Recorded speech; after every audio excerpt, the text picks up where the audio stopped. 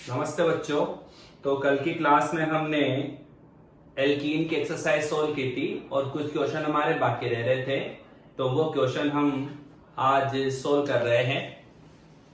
Okay, तो आप समझे ध्यान पूर्वक। क्वेश्चन नंबर 26 से हम आज स्टार्ट कर रहे हैं। क्वेश्चन नंबर 26, निम्न अभिक्रिया में मुख्य उत्पाद क्या है? ओके, तो देखना आज की क्लास को बिल्कुल आप महत्व देते हुए समझना, क्योंकि इसमें कुछ कॉन्सेप्ट आपको और एक्स्ट्रा सीखने को मिलेंगे। जैसे ये एक कंपाउंड दे रखा है और यहां पे दे रखा है H+ और कह रहा है क्या प्रोडक्ट बनेगा। तो बच्चों ऐसे क्वेश्चन का जवाब देना है, तो चलो पहले तो ये समझना है कि क्वेश्चन क्या रहा है, फिर हम जवाब दे सकते हैं। तो बच्चों ये अल्कोहल है, राइट, और H+, तो अल्कोहल और H+, इसका मतलब है कि यह अल्कोहल का निर्जलीकरण है। अल्कोहल का क्या है? ये निर्जलीकरण। तो ध्यान पूर्वक समझना, ये एक प्रकार का अल्कोहल है और ये अल्कोहल का क्या है? निर्जलीकरण। और याद रखना, निर्जलीकरण में अल्कोहल के निर्जलीकरण में मध्यवर्ती कार्बोकेटायन बनता है। क्या बनता है? कार्बोकेटायन। तो यदि संभव हो तो पुनर्विन्यास हो सकता है। पुनर्विन्यास हो सकता है और पुनर्विन्यास के द्वारा 1 डिग्री कार्बोकेटायन 2 डिग्री कार्बोकेटायन में बदल सकता है, 2 डिग्री से 3 डिग्री कार्बोकेटायन में बदल सकता है, यदि पॉसिबिलिटीज होगी तो। और पुनर्विन्यास जब होता है तो H- की शिफ्टिंग होगी हाइड्राइड की निकटवर्ती कार्बन से, या हाइड्राइड नहीं हो तो मिथाइड की क्या होगी? शिफ्टिंग। और अधिक स्थायी कार्बोकेटायन का क्या होगा? निर्माण। ये थोड़ा सा एक बात हमें ध्यान रखनी होती है यहां, तो आप देखना इसका सॉल्यूशन हम समझ रहे हैं। ये अल्कोहल,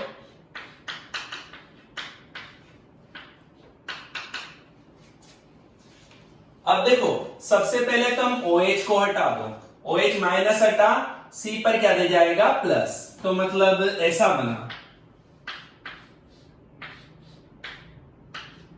CH2+ आ गया, राइट। समझ पा रहे हो आप बात को? अब क्या होगा, जैसे इस वाले निकटवर्ती कार्बन पर हाइड्रोजन जुड़ा हुआ है, अगर यदि ये प्लस यहां से यहां पे आ गया तो अभी ये 1 डिग्री कार्बोकेटायन है। यदि ये H यहां से यहां जुड़ जाए, प्लस इधर आ जाए, तो इसको कहेंगे H- की शिफ्टिंग हो जाए।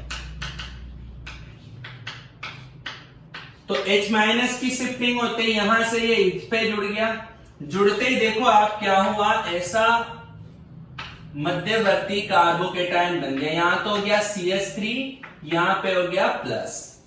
ओके, तो यह एक, देखो एक इधर एक इधर एक इधर, तो 3 डिग्री कार्बोकेटायन, और हम जानते हैं 3 डिग्री कार्बोकेटायन अधिक स्थायी होता है। अब देखो निर्जलीकरण में एक तो OH हटता है, साथ में बीटा कार्बन से हाइड्रोजन हटेगा, तो इस पॉजिटिव के केस में ये जो इसके अगल बगल जुड़े हुए हैं, अब उन कार्बन से हाइड्रोजन का क्या होगा? विलोपन। अब देखना, इस वाले कार्बन पर 2 हाइड्रोजन है, इस वाले पर भी 2 है, और इस वाले कार्बन पर कितने हाइड्रोजन है? 3। तो दो टाइप के कार्बन हो गए। अब हम कह सकते हैं कि जैसे देखिए कि ये वाला जो कार्बोकेटायन मैंने बना है, इससे दो उत्पाद बन सकते हैं। एक उत्पाद क्या बन सकता है, जब ये वाला हाइड्रोजन हटे तो इन दोनों कार्बन के बीच डबल बॉन्ड आ जाएगा और इस प्रकार से एल्कीन बन गई। और दूसरा उत्पाद क्या बन सकता है, यदि इस कार्बन के पास ये वाला जो कार्बन जुड़ा, इससे हाइड्रोजन बाहर निकले, CH2 और यहां डबल बॉन्ड आ जाए, अतः दो उत्पाद बनने की संभावना है। और हमारा नियम कहता है कि जब अल्कोहल का निर्जलीकरण होता है तो मुख्य उत्पाद सेट-जेफ के नियम से बनता है और सेट-जेफ के नियम अनुसार वह एल्कीन जो अधिक प्रतिस्थापित हो उसे मुख्य उत्पाद माना जाएगा। और मैंने आपको एक टेक्निक सिखाई थी कि जैसे इस वाले पे 2 हाइड्रोजन है, इस वाले पे 3 है, तो जिस कार्बन पे हाइड्रोजन क्या होंगे, कम, पॉजिटिव के पास वाला जो कार्बन रहेगा जिस पर हाइड्रोजन कम है, उससे मुख्य उत्पाद, मुख्य एल्कीन का क्या होगा, निर्माण। तो इस क्वेश्चन का आंसर हमारे ये आना चाहिए। तो ध्यान रखना, अगर आप सीधा सीधा निर्जलीकरण करते, जो कॉन्सेप्ट सिंपल होता है, वो कहता है कि अल्फा कार्बन से OH और बीटा से हाइड्रोजन, तो यह प्रोडक्ट आपके बन जाता, जबकि यह मुख्य उत्पाद नहीं है। यहां मध्यवर्ती कार्बोकेटायन बन रहा है, अतः पुनर्विन्यास हो सकता है और होगा। और देखो ये 1 डिग्री कार्बोकेटायन से हाइड्राइड की शिफ्टिंग द्वारा 3 डिग्री कार्बोकेटायन में बदल गया, उसके बाद हाइड्रोजन का विलोपन होगा और एल्कीन बनेगी। मुख्य उत्पाद वही सेट-जेफ के नियम अनुसार ही माना जाएगा। तो ये क्वेश्चन नंबर 26 है। तो क्वेश्चन नंबर 26 का आंसर हमारे थर्ड हो गया।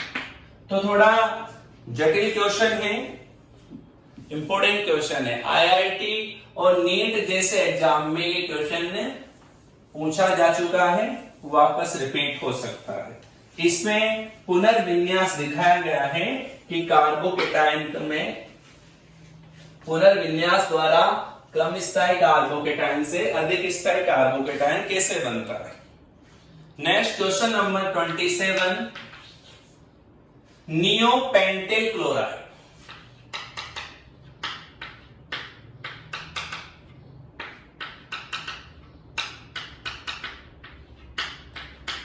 आई थिंक यही नियोपेंटिल क्लोराइड होता है। एल्कोहलिक KOH के साथ इसे गर्म करना है, कह रहा है क्या मुख्य उत्पाद बनेगा। अब देखो बालको, हमारा कॉन्सेप्ट ये कहता है कि एल्कोहलिक KOH की उपस्थिति में अल्फा कार्बन से तो जाता है हेलोजन और बीटा से हाइड्रोजन, जबकि यहां पर तो बीटा पर हाइड्रोजन ही नहीं है, अतः ऐसा लगता है कि कोई उत्पाद ही नहीं बनना चाहिए। लेकिन ऐसा तो कोई ऑप्शन नहीं है, उत्पाद तो बनेगा। तो इस क्वेश्चन का सॉल्यूशन कैसे करेंगे, देखो सबसे पहले यहां की कॉन्सेप्ट वही काम आएगा। देखो ये है, यहां से ये Cl माइनस हटेगा और CH3 CH2 प्लस CH3 ये बना 1 degree carbocation, right. 1 degree carbocation यहां बन गया है। अब देखो निकटवर्ती कार्बन पर हाइड्रोजन तो नहीं है, अतः H माइनस की शिफ्टिंग नहीं हो सकती, तो यहां से ये CH3 माइनस की शिफ्टिंग होगी, यहां पे शिफ्टिंग होगी मिथाइल की शिफ्टिंग 2 की हो सकती है, हाइड्राइड या मिथाइल। अब देखो शिफ्टिंग का परिणाम CH3C CH2 पर जाकर CH3 जुड़ गया, प्लस इस पर आ गया, यहां CH3 जुड़ा था। तो आप बताइए ये कितने डिग्री कार्बोकेटायन हो गया? 3 डिग्री कार्बोकेटायन। मैक्सिमम स्टेबल, सर्वाधिक स्थायी हो गया। इससे स्थायी कोई हो ही नहीं सकता। अब होगा विलोपन, H प्लस का विलोपन। तो H प्लस का विलोपन ये इधर से भी हो सकता है, इधर से भी हो सकता है। वही कॉन्सेप्ट काम आएगा, मुख्य उत्पाद बताना है तो जिधर हाइड्रोजन कम हो उससे कर दो, इधर भी 3, इधर भी 3, इधर तो इससे मुख्य उत्पाद बनेगा इस वाले से। तो हटाओ और दोनों के बीच डबल बॉन्ड लगा दो, CH3 CH3 double bond CH3। तो 1 2 3 4 2 पर मेथिल 2 ब्यूटीन, 2 पर मेथिल 2 ब्यूटीन का यहां फॉर्मेशन हो जाएगा। तो आपके ये क्वेश्चन नंबर 27 का आंसर आएगा सेकंड। तो ये भी इंपॉर्टेंट क्वेश्चन है, राइट। चलो इसके बाद आगे बढ़ते हैं क्वेश्चन नंबर 28। ये सब एक जैसे सवाल है, सब में पुनर्विन्यास एक बहुत बड़ी घटना है, उसके अकॉर्डिंग आंसर आएंगे सबके। पुनर्विन्यास का नॉलेज होगा तो ही आपको ये 26, 27, 28 के आंसर आएंगे। चलो देखते हैं क्वेश्चन नंबर 28।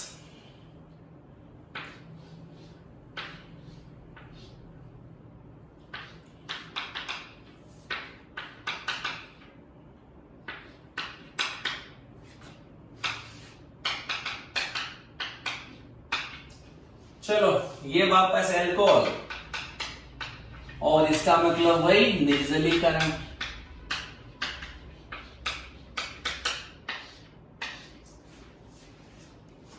अब वही आपको पता है मध्यवर्ती कार्बोकेटायन बन सकता है। तो सबसे पहले तो हटाओ किसको? OH को।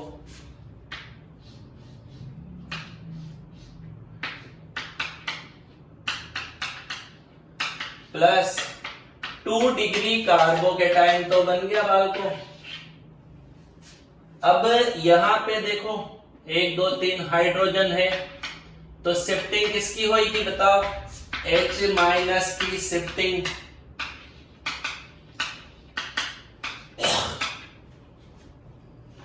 ठीक है, अब ये इधर से इधर आ गया, चलो आ गया CH3 पॉजिटिव, राइट। अब बताओ कितने डिग्री हो गया? देखें 3 डिग्री कार्बोकेटायन, और यही मैक्सिमम स्टेबल होता है।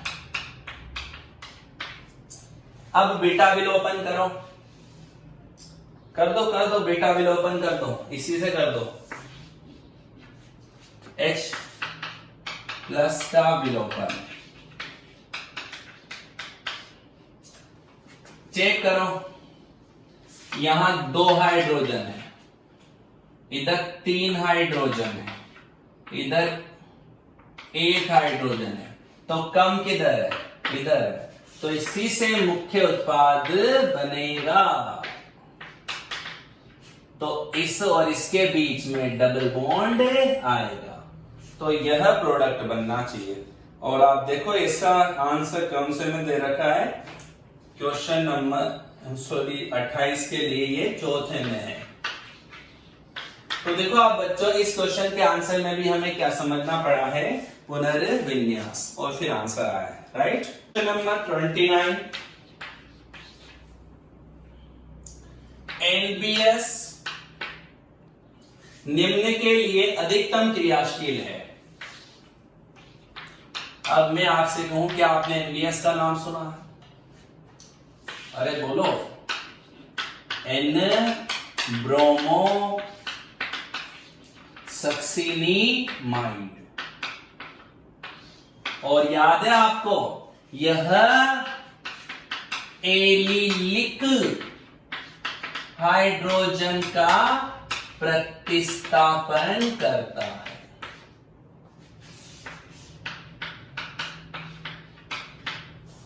यह एलिलिक हाइड्रोजन का क्या करता है, प्रतिस्थापन,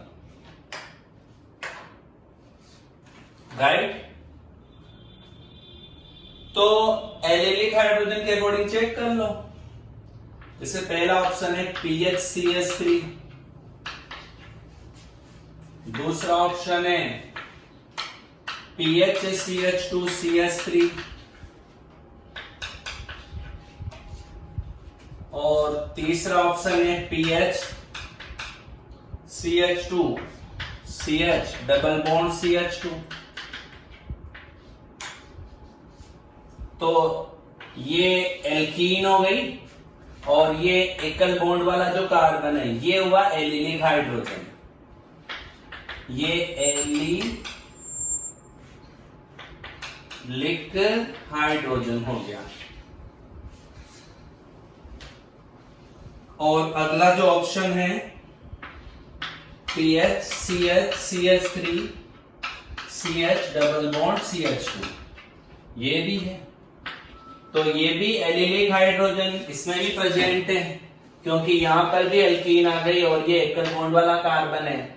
तो लेकिन ये देखो यह 3 डिग्री है, 3 डिग्री एलिलिक हाइड्रोजन है ये। 3 डिग्री एलिलिक अगर हाइड्रोजन है तो इसका प्रतिस्थापन आसानी से होगा, क्योंकि एलिलिक हाइड्रोजन का जब प्रतिस्थापन होता है ना तो याद रखना मुक्त मूलक का निर्माण होता है। और हम जानते हैं कि जब यहां से हाइड्रोजन हटेगा ना तो इस कार्बन पर मुक्त मूलक आएगा और ये अनुनाद द्वारा क्या रहेगा, स्थायी रहेगा। और ये है एक इधर 2 डिग्री, जबकि इस वाले में यहां मुक्त मूलक आएगा तो एक इधर एक इधर एक इधर, तो ये 3 डिग्री है। और 3 डिग्री एलिलिक हाइड्रोजन का प्रतिस्थापन आसानी से होगा, क्योंकि इससे बनने वाला 3 डिग्री कार्बन मुक्त मूलक अधिक स्थायी होगा अनुनाद के द्वारा। ओके, तो इसमें सबसे ज्यादा क्रियाशीलता इसके प्रति हो जाएगी, क्योंकि इसमें 3 डिग्री एलिलिक हाइड्रोजन है। तो याद रखना NBS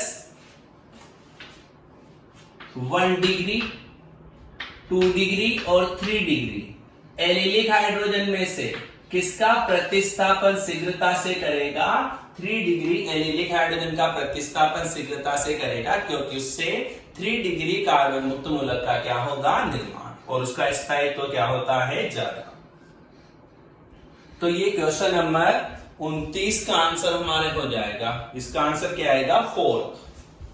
तो यहां पर आपको ये ध्यान रखना है कि NBS एलिलिक प्रतिस्थापन करता है जिसमें मुक्त मूलक बनता है, और जिस एलिलिक हाइड्रोजन का प्रतिस्थापन हो रहा है अगर वो 3 डिग्री है तो 3 डिग्री कार्बन मुक्त मूलक बनेगा, और 2 डिग्री है तो 2 डिग्री, 1 डिग्री है तो 1 डिग्री।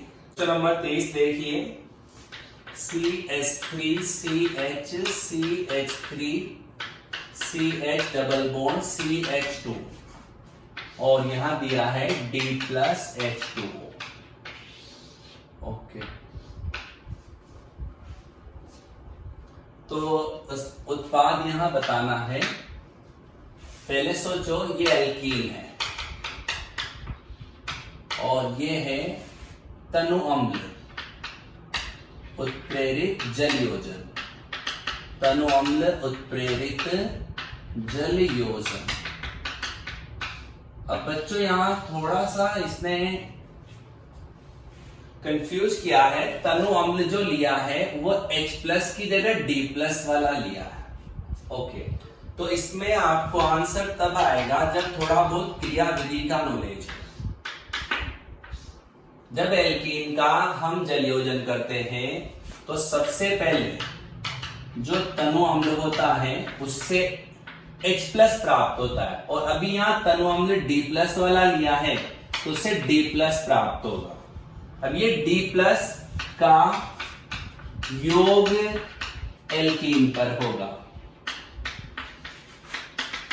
एवं मध्यवर्ती कार्बोकेटायन बनेगा।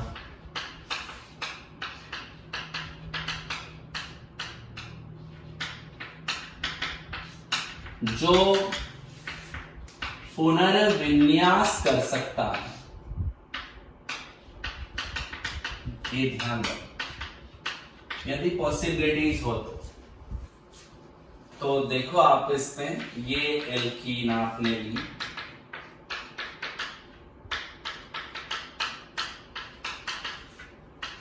D प्लस का एडिशन करो तो ये ऐसे टूटेगा, तो D प्लस यहां जुड़ना चाहिए, CH3 CH CH3 CH CH2D और यहां आ गया प्लस। ओके, अब देखिए ये 2 डिग्री है कार्बोकेटाइन। अब आप जानते हैं निकटवर्ती कार्बन पर हाइड्रोजन है, यहां से H की शिफ्टिंग इधर हो जाए तो ये 3 डिग्री में बदल जाएगा, तो H माइनस की शिफ्टिंग कर दो।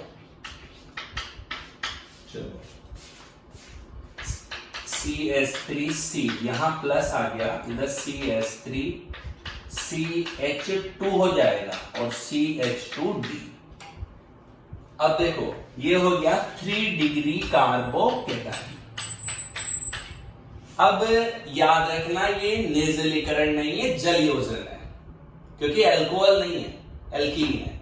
तो जलयोजन में D प्लस पहले जुड़ गया, अब जुड़ेगा OH माइनस, क्योंकि जल का जो पार्ट है वो अब जुड़ेगा, तो जल का H प्लस OH माइनस, तो OH माइनस वाला भाग जुड़ेगा, तो ये आकर इस कार्बोकेटाइन पर ऐड हुआ।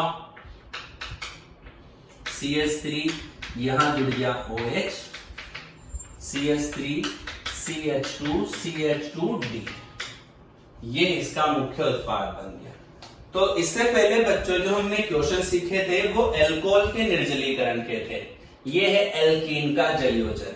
तो एल्कीन के जलयोजन में हमेशा सबसे पहले एल्कीन पर तनु अम्ल का जो अगर H2SO4 होता तो H प्लस जुड़ेगा, और यहाँ D प्लस दे रखा है तो D प्लस जुड़ेगा। फिर उसके बाद मध्यवर्ती कार्बोकेटाइन बनेगा जो पुनर्विन्यास कर सकता है और अधिक स्थायी कार्बोकेटाइन में बदल जाएगा यदि संभव हो। जैसे यहाँ 2 डिग्री बना तो ये 2 डिग्री 3 डिग्री में बदल गया, और उसके बाद एंड में OH माइनस जुड़ेगा और एल्कोहल का क्या हो जाएगा, निर्माण। ये ध्यान रखना।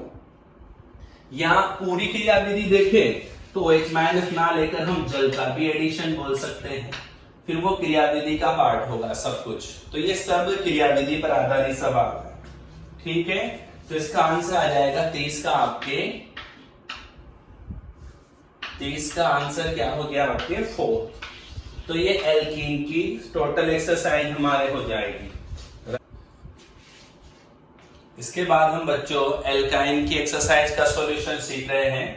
तो इसका क्वेश्चन नंबर 1 है, सोडियम मेलेट के वैद्युत अपघटन से एनोड पर क्या मिलेगा।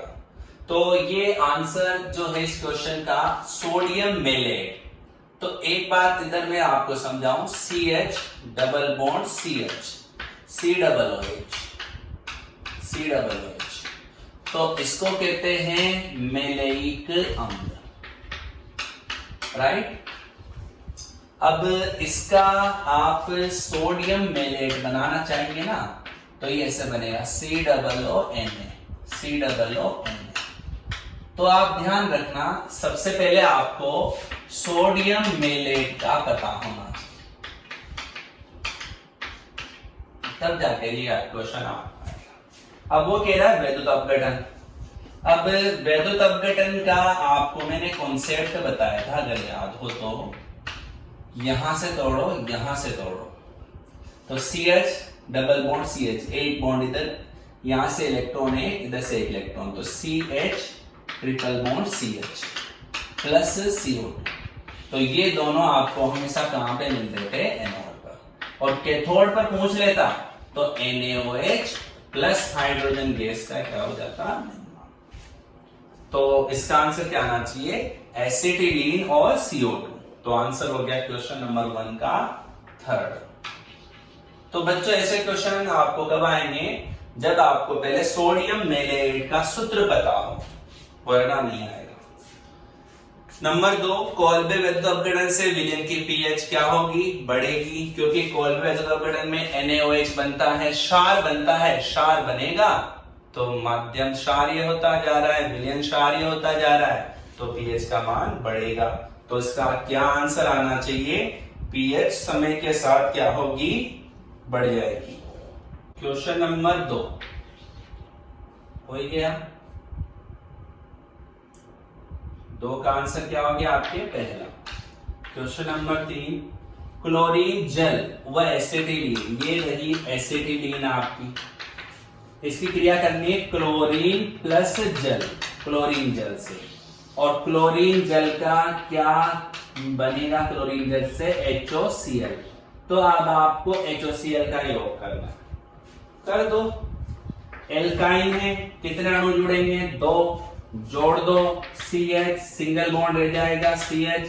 आपने इधर क्लोरीन जोड़े तो इधर दोनों क्या जुड़ जाएंगे? OH। ये सममित है, ध्यान नहीं देना है, असममित होती तो मार्क कोनी हम लगाते हैं। अब एक कार्बन पर 2 OH स्टेबल नहीं होते तो फटाफट जल का अणु निकाल दो, CH डबल बॉन्ड O आ जाएगा। तो ये बन गया, तो एल्डिहाइड बन गया बालको। अब देखो इसमें कौन से ऑप्शन में एल्डिहाइड है? पहले में प्रोपेनॉल है, तीसरे में प्रोपेनॉल है, दूसरे में देखो डाइक्लोरोएथेनॉल, 1 2 एथेन और डाइक्लोरोएथेनॉल। तो यही आंसर हो गया इसका। क्या आंसर आ जाएगा? सेकंड। तो तुम्हारे तीसरे क्वेश्चन का आंसर हो गया सेकंड। तो सिंपल सा क्वेश्चन था, कोई ज्यादा कठिन क्वेश्चन नहीं। चौथा क्वेश्चन देखो,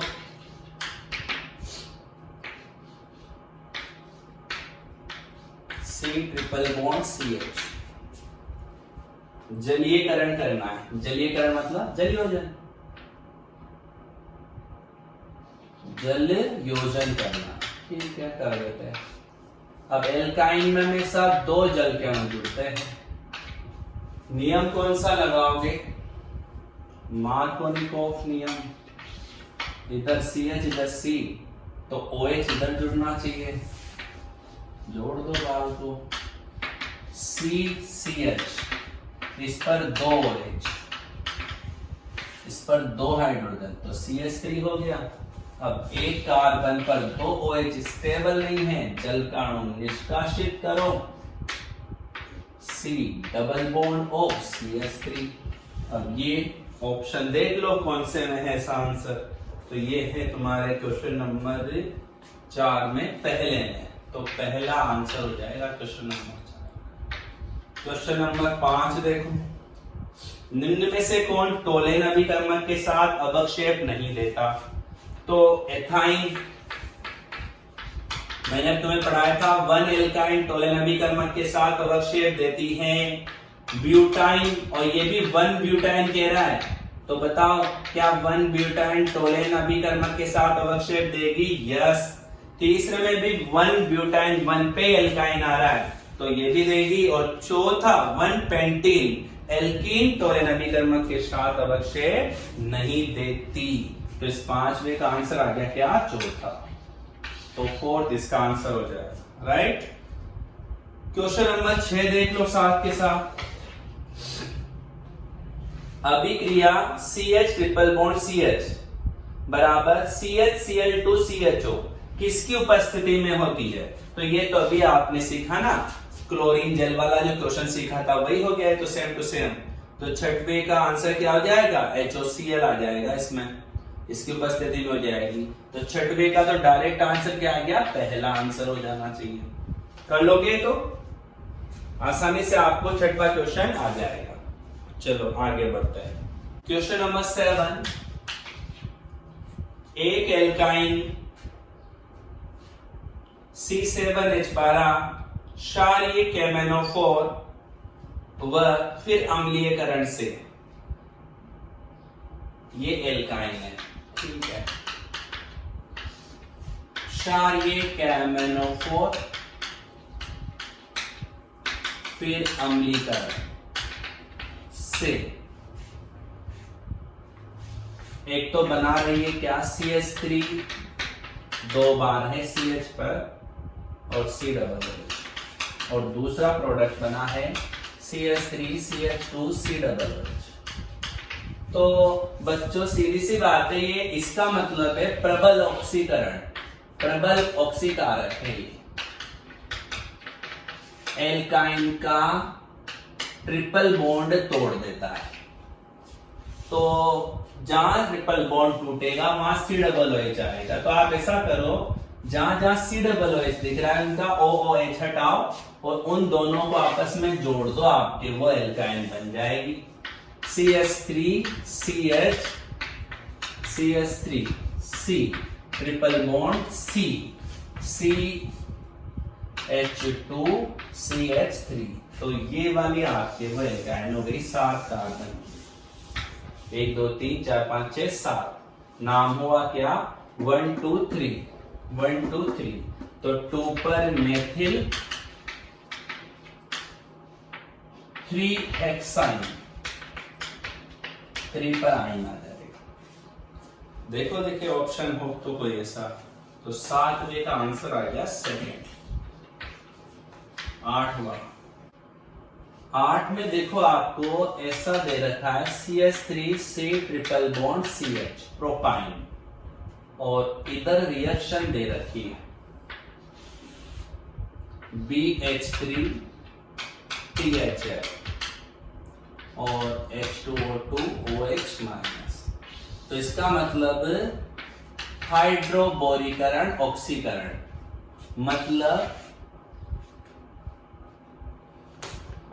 मतलब क्या है? एंटी मार्कोनिकोव नियम से जल का योग। चलो ये बात है, कर दो। एंटी मार्कोनिकोव नियम से जल का योग CH3CH डबल बॉन्ड CHOH। इधर ज्यादा हाइड्रोजन है, इधर OH जोड़ दिया, ठीक है। ये जो प्रोडक्ट बना है इसको कहते हैं, आप याद रखना, इनोल। इनोल रूप है ये, चला वयवता में आप पढ़ते हैं। तो इनोल अस्थायी होते हैं, शीघ्रता से वो कीटो रूप में बदल जाते हैं। तो ये यहां से हाइड्रोजन तो यहां चला जाएगा, डबल बॉन्ड इधर आ जाएगा, मतलब CH3CH2CH डबल बॉन्ड O। ये बन गया प्रोपेनेल एल्डिहाइड। और वो कह रहा है कि इधर की तरफ आपको रिएक्शन करनी है HgSO4H2SO4। तो अभी थोड़ी देर पहले मैंने समझाया था, इसका मतलब होता है जल योजन, और जल योजन होता है तो मार्कोनिकोव नियम से होगा, असममित है ये। तो करो, CH3COH यहां जुड़ेगा, और एल्काइन के केस में 2 OH जोड़ दे, 2 जल के अणु जुड़ जाएंगे। अब यहां अनस्टेबल है, जल का अणु निष्कासित होगा,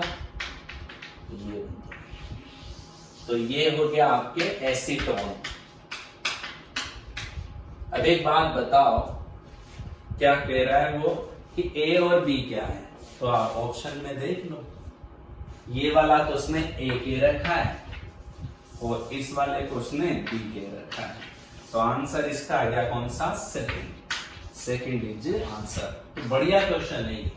तो देखो बच्चों, एल्कीन और एल्काइन के क्वेश्चन हल करते समय आपको एक बात समझ में आएगी कि जब तक आपके पास कॉन्सेप्ट नहीं है ऑर्गेनिक में, मान लो वहां ये लिख रखा है, तो इसका आपको पता होना चाहिए वर्क क्या है। जब तक आपको इसका वर्क पता नहीं है, आप कभी भी ऑर्गेनिक में रिएक्शन के प्रोडक्ट नहीं बना सकते। ऑर्गेनिक में ये जो रिएजेंट है, आपको ये पकड़ना पड़ेगा कि इसका वर्क क्या है, ये क्या कार्य करेगा, तभी जाकर आप प्रोडक्ट बना पाएंगे।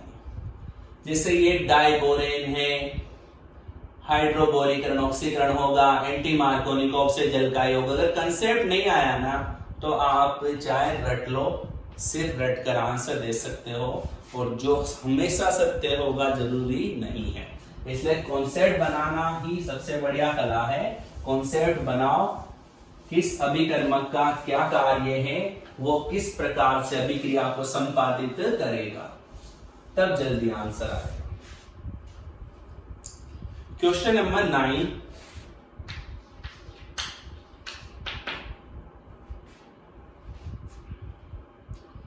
इधर ऐसे दे रखा है CH2 C triple bond CCS3, ये दे रखा है, और यहां हाइड्रोजन और लिंडार कैटेलिस्ट। अब हो गया आपका काम, अगर आपके दिमाग की बत्ती जलती है तो। लिंडार उत्प्रेरक आ गया, मतलब समपक्ष एल्कीन बनेगी, समपक्ष एल्कीन बनेगी। एल्काइन पर हाइड्रोजन का योग होगा। कर दो योग और उत्पाद बताओ फटाफट। एल्कीन से तो मतलब लेना देना है ही नहीं। CH2C triple bond C। अब इसका समपक्ष रूप बनाना है। यहां हाइड्रोजन जुड़ा, ट्रिपल बॉन्ड का एक बॉन्ड टूट गया, एल्कीन में बदल गया। एक हाइड्रोजन इधर, एक इधर, दोनों एक ही पक्ष में, इधर क्या जाएगा CH3। तो समपक्ष एल्कीन का क्या हो जाएगा निर्माण। यह इसका आंसर आएगा। तो ऐसा कौन से में है, फर्स्ट में। तो इसका आंसर क्या हो गया, फर्स्ट। वही बात वापस, अभिकर्मक उत्प्रेरक का कार्य पता है तो फटाफट आंसर आ जाएगा। जैसे मैंने दिमाग लगाया, लिंडार उत्प्रेरक का काम है एल्काइन पर हाइड्रोजन का योग और समपक्ष एल्कीन का निर्माण करना, और आंसर आ गया फटाफट। क्वेश्चन नंबर 10, निम्न में से सर्वाधिक स्थायी है। पहला option CH triple bond C-, दूसरा option CH2 double bond CH-, तीसरा ऑप्शन CH3 CH2-, चौथा ऑप्शन CH3O-। राइट। अब सब ऋणायन है, इन सब में कार्बन पर ऋणावेश है, लेकिन यहां ऑक्सीजन पर है। तो इन तीनों में से हम सोचते, तो हमने कॉन्सेप्ट पढ़ा था, -8 more En is more stable। जब सेम एटम पर सेम आवेश हो तो हम विद्युत ऋणता चेक करते थे। तो इन तीनों में विद्युत ऋणता ट्रिपल बॉन्ड वाले की ज्यादा रहेगी, तो ये मैक्सिमम स्टेबल होगा। लेकिन बाल को यहां पर ये चौथा ऑप्शन दे रखा है जिसमें O पर है माइनस, और O की विद्युत ऋणता कार्बन से भी ज्यादा होती है। O की En ग्रेटर देन होती है कार्बन की En से, अतः हम कह देंगे ये वाला ज्यादा स्थायी है, क्योंकि यहां तो ऑक्सीजन पे भी माइनस आवेश आ गया ना, तो ज्यादा स्टेबल मानेंगे। क्वेश्चन नंबर 11, प्रोपीन व प्रोपाइन में विभेद किसके द्वारा कर सकते हैं। अब देखो, प्रोपाइन 1 एल्काइन है और 1 एल्काइन को एल्कीन से विभेद करना हो तो अमोनिकृत सिल्वर नाइट्रेट, अमोनिकृत क्यूप्रस क्लोराइड, इनका उपयोग हम कर सकते हैं। 12वां क्वेश्चन, निम्न में से कौन अमोनिया में क्यूप्रस क्लोराइड के साथ श्वेत अवक्षेप देगा। वही बात हो गई, जो 1 एल्काइन होगी वह श्वेत अवक्षेप देगा, और इसमें एसिटिलीन दे रखा है थर्ड ऑप्शन में C2H2, तो 12वें का आंसर हो जाएगा क्या, थर्ड।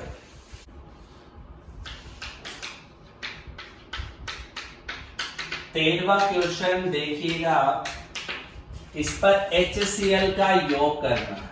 ओके, मार्कोनिकोव रूल लगेगा, एल्काइन है तो 2 अणु जुड़ेंगे, CH3CCH, यहां जुड़ गया बीच में Cl, इधर जुड़ गए हाइड्रोजन, तो ये प्रोडक्ट बन गया 2,2-डाइक्लोरोप्रोपेन।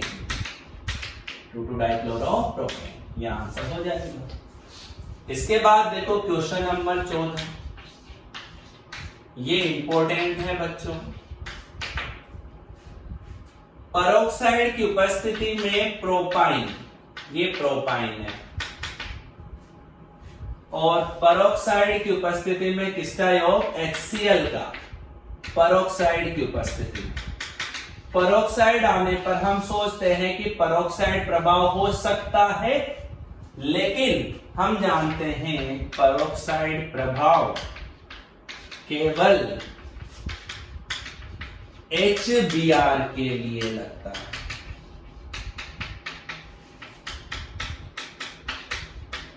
HCl, HF, HI के लिए नहीं लगता। तो यहां पर तो HCl का मार्कोनिकोव नियम से ही योग हमें करना पड़ेगा। तो सेम आंसर आ जाएगा, जो क्वेश्चन नंबर 13 का आंसर है वही क्वेश्चन नंबर 14 का आंसर हो जाएगा, 2,2-डाइक्लोरोप्रोपेन। इसके बाद क्वेश्चन नंबर 15 देख लो, CH3C ट्रिपल बॉन्ड CH। यहां देखो BD3 दिया, BH3 नहीं दिया बाल को, BD3 दिया और H2O2 OH माइनस। तो ये भी थोड़ा अच्छा क्वेश्चन हो गया। इसमें आपको पता होता था, अगर हम जब हाइड्रोबोरिक ऋणोक्सीकरण पढ़ते थे तो सबसे पहले डाइबोरेन का योग होता था और ट्राई एल्काइल बोरेन बनता था, ट्राई एल्किल बोरेन। तो यहाँ BH3 होता था जब ऐसा होता था, लेकिन यहाँ BD3 है तो वहां H जुड़ता था, यहाँ D जुड़ जाएगा। और एंटी मार्कोनिकोव रूल का हमें ध्यान रखना था, ठीक है। तो सबसे पहले इसमें H जुड़ेगा, फिर H2O2 का क्या जुड़ जाएगा? OH। तो बस इस बात को ध्यान रख लो आप, तो ज्यादा और दिमाग नहीं लगाना। तो CH3C डबल बॉन्ड CH, यहां पर D जुड़ेगा और इधर क्या आ जाएगा? B जुड़ जाएगा, तो होल थ्राइस B। ओके, फिर इस पर H2O2 द्वारा ऑक्सीकरण होगा, तो जहां B जुड़ा हुआ है वहां पर OH आ जाएगा, ये बन गया। अब वही बात, ये भी बच्चों कौन सा रूप बन गया? इनोल रूप। इनोल रूप में ये H इधर शिफ्ट हो जाएगा, ये डबल बॉन्ड इधर शिफ्ट हो जाएगा। क्या बनना है? CH3CH और यहां D, यहां CH डबल बॉन्ड O। यह प्रोडक्ट बनना चाहिए और यह कौन से ऑप्शन में है? तो आंसर इसका क्या बनेगा? 3। तो ये भी बहुत इंपॉर्टेंट क्वेश्चन हो गया, क्योंकि BD3 का H वहां जुड़ेगा पहले जहां हाइड्रोजन ने कम है और बोरोन जिधर हाइड्रोजन ज्यादा है, और ट्राई एल्किल बोरेन बनेगा और जिधर हाइड्रोजन ज्यादा है उधर OH जुड़ेगा, ऋणात्मक वाहक, एंटी मार्कोनिकोव नियम में। क्वेश्चन नंबर 16 देखो, तो निम्न में से कौन एक प्रतिशत क्षारीय केमेनोफोर को रंगहीन करता है? तो बेर अभिक्रमक से क्रिया कौन करते हैं? एल्कीन और एल्काइन। तो प्रोपीन करेगा, प्रोपाइन करेगा, 2-ब्यूटाइन भी करेगा, तो प्रोक्स भी आ जाएगा। 1 एल्काइन व 2 एल्काइन को विभेद नहीं किया जा सकता, तो अमोनियम सिल्वर नाइट्रेट से तो कर सकते हैं, बेर अभिकर्मक से नहीं कर सकते, और ब्रोमीन NCCl4 से भी नहीं कर सकते। तो आंसर आएगा इसका क्या? चौथा। Question number 18, CH triple bond CH, CH3MgBr। ग्रिग्नियर अभिकर्मक सक्रिय हाइड्रोजन युक्त यौगिकों से क्रिया कर सकता है। इसके पास H+ इधर माइनस आ गया, चलो जोड़ दो। CH triple bond C, MgBr जुड़ेगा इससे, प्लस गैस कौन सी बनी? CH4, ये तो मेथेन हो गई। तो ये मेथेन गैस, ये कह रहा है कि एक तो एक गैस बनेगी, तो ये तो A हो गया, और ये क्या हो गया बी। अब वो कह रहा है कि बी की अभिक्रिया, इस बी की क्रिया CH3I से करो, ये I पर माइनस इधर प्लस, चलो ठीक है, ये टूटा, इधर प्लस इधर माइनस, ओके जोड़ दो, ये इधर जुड़ना चाहिए, CH triple bond C CH3 plus Mg, इस पर Br और I, तो यह आपका उत्पाद होना चाहिए। तो आंसर आ गया इसमें आपके थर्ड। तो ये बच्चों आपके एल्काइन की पूरी एक्सरसाइज हो गई है।